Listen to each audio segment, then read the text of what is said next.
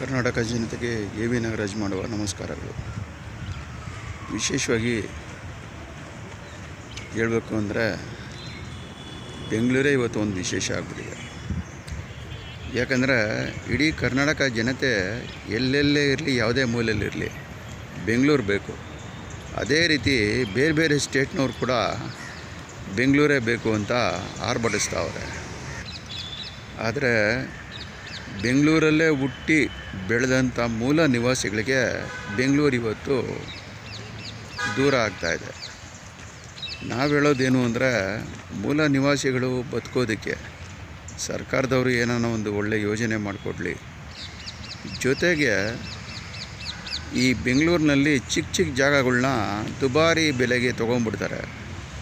ಅದು ಪ್ರೈಸ್ ಅಷ್ಟೊಂದು ಇರಲ್ಲ, ಆದರೂ ದುಬಾರಿ ಕೊಟ್ಟು ತೊಗೊಂಬಿಟ್ಟು 4 ಫ್ಲೋರು, 5 ಫ್ಲೋರು, 6 ಫ್ಲೋರು ಹಿಗ್ಗ ಮುಗ್ಗ ಮನ್ಸಿಗೆ ಬಂದಂಗೆ ಹೈಟ್ ಮಾಡ್ಕೊಂಡು ಹೋಗ್ತಾರೆ.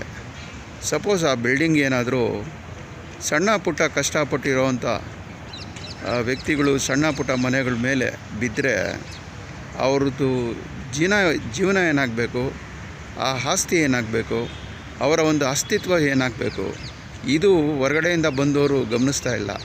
ಇದ್ರ ಜೊತೆಗೆ BBMP ಅಧಿಕಾರಿಗಳು ಕೂಡ ದುಡ್ಡುಗೋಸ್ಕರನೇ ಸಪೋರ್ಟ್ ಮಾಡ್ತಾಯಿದ್ದಾರೆ.